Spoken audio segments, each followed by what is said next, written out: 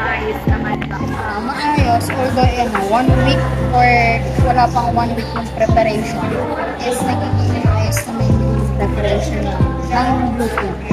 May naging problema naman ba kayo? Bukod sa bagyo, syempre hassle din yun sa isang araw na wala kami practice. Bukod doon is wala na. Pero patapos na kayo kahit lang sa Siguro ilang seconds na lang din na merong step na ginagawa, pero okay naman.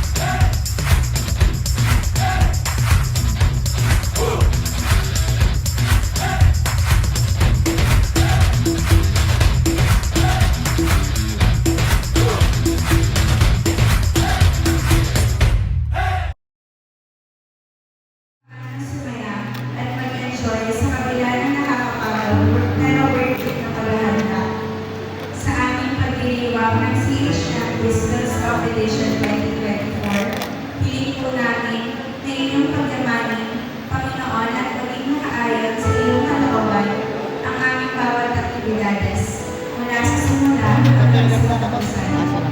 Gabayan niyo po kami, Panginoon, sa bawat hakbang ng inyong mapagmahal na liwanag. Naway, maghahari ang partnership, paggalang, pagtulong, at pagmamahal sa Buhay! CHRT! Okay, so to our University President, Mario Arbiones, our Vice President, Academic Affairs, Dr. Nancy Calio, of course, our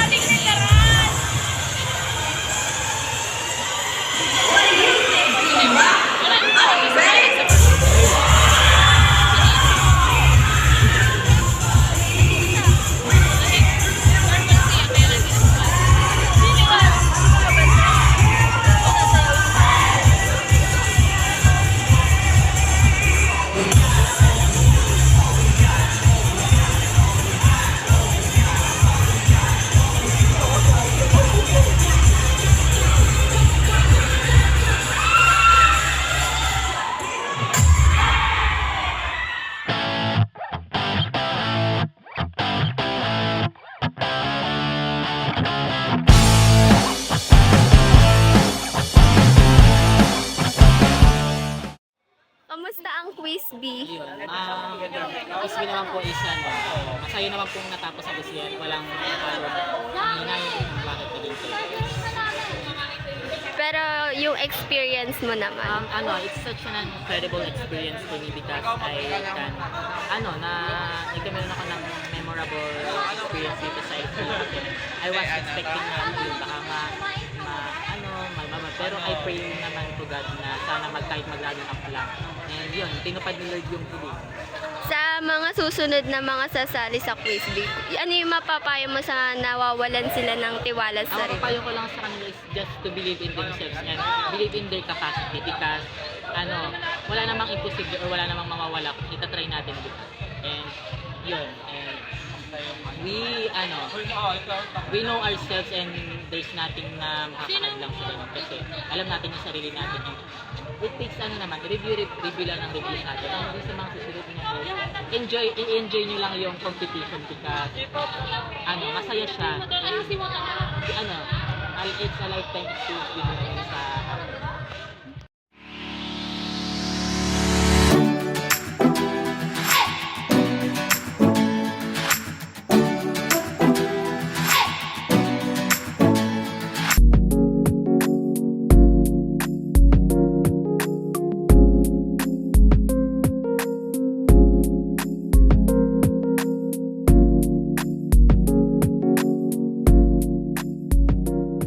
dangerous. I'm loving it. Too high, can't come down. Losing my head, spinning round and round. Can you feel me now? With a taste of your lips, I'm alright. You're toxic, gotta slip in my mind. Taste of a poison paradise. I'm addicted to you. You know that you're toxic. Yan. First of all, i-ask po namin yung name, year level, and section niyo po. I'm Jay Berenzo Yumang from BSHM2B. So, ayun po. Unang tanong po namin is, how's your experience in Balloon Gazebo po? Okay naman po siya and first time po kasi sumali ako sa CHMT Skills ay photo booth po and may experience na po ako sa pag-setup kaya sumali po ako sa CHMT Balloon Gazebo and okay na po experience and masaya po and naging medyo competitive naman po sa lahat. So, ang next question po is, gaano niyo po katagal pinaghandaan itong skills competition? Almost lang po mga 3 to 4 days since yung una po is ginawa muna namin yung platform and yung mga plan kung saan po ilalagay yung mga setup and yun lang. Ano pong mga bagay na pinaghandaan nyo dito sa skills competition, lalo na po sa part nyo na lalaban sa Balloon Gazebo? Siguro po yung pinaghandaan na po namin about po sa mga setup ng balloon, kung saan po ilalagay, anong shape, anong klaseng mga platform or mga design na pwedeng ilagay po para po mas mapaganda pa po yung aming balloon gazebo. Ang next pong question is, ano po kaya yung advantage nyo sa ibang team na lalaban sa Balloon Gazebo? Ang base po sa aming balloon gazebo ay since po na pare-pares din po halos lahat na may mga parang crystal box po yung mga ibang team na since ganun din po dati yung photo booth namin ay sa amin po ay parang gumamit po kami ng tela and other material na pinagkaiba po sa ibang balloon gazebo team. So, ang last question ko po is, may naging problem po kaya sa team ninyo during the competition? Ang wala naman po siguro po na lang po, nabitin lang po kami sa lobong maliit pero all goods naman po and maganda naman pong kinalabasan and okay po. Thank you so much po. Yun po.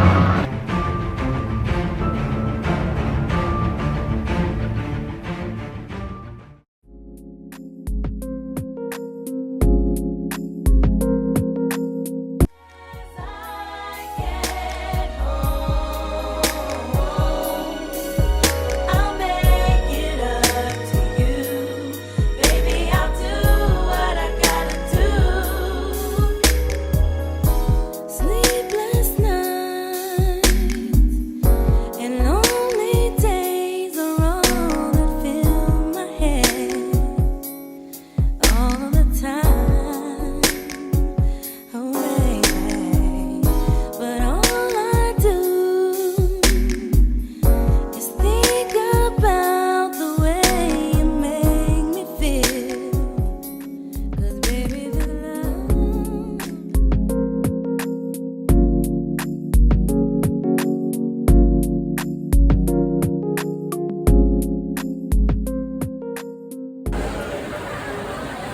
Okay, to introduce our judges for today. Okay.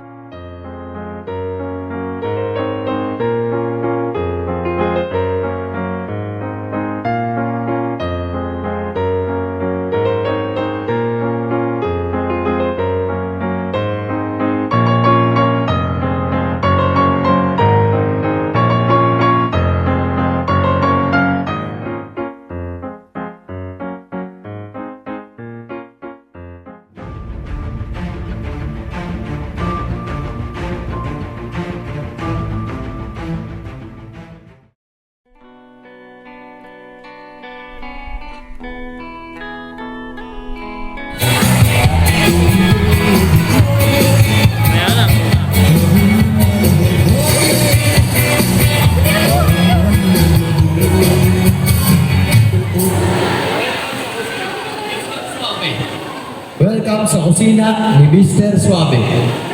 Ngayon ay tuturo ko sa inyo kung paano magluto ng crab-rango. Ang unang step natin, siyempre, i-smoothin natin ang ating cream cheese.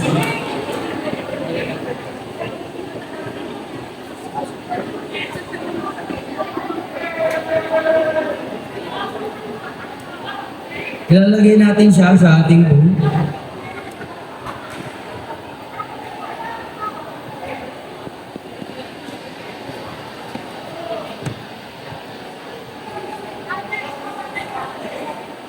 At kapag smoothin na ang ating cream cheese, i-add na natin ang ating crab meat.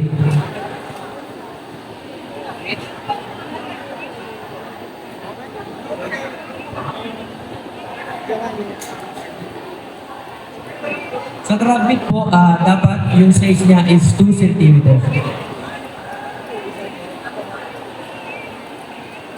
Then kapag nalagay na po natin lahat ng crab meat,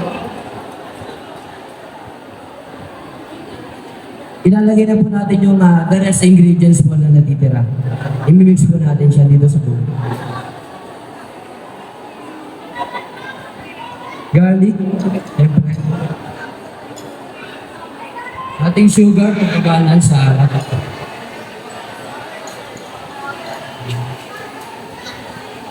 Pepper.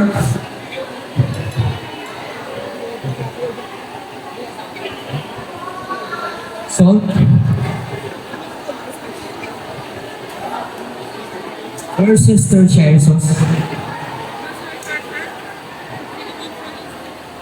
Green onions na chinop in maliliit na slice na po.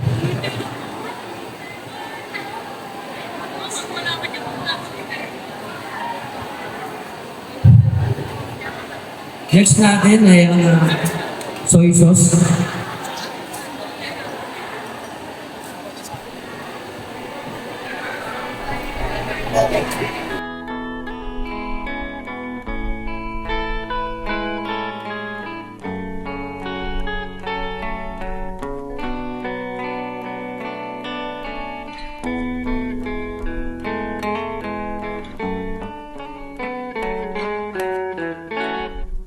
Nasa ulap ba ang iyong mga mata? Mukhang malayo ang iyong pagtingala. Pakay ko lamang na ika'y pangitiin. Ito'y aking lambing. Subok na ang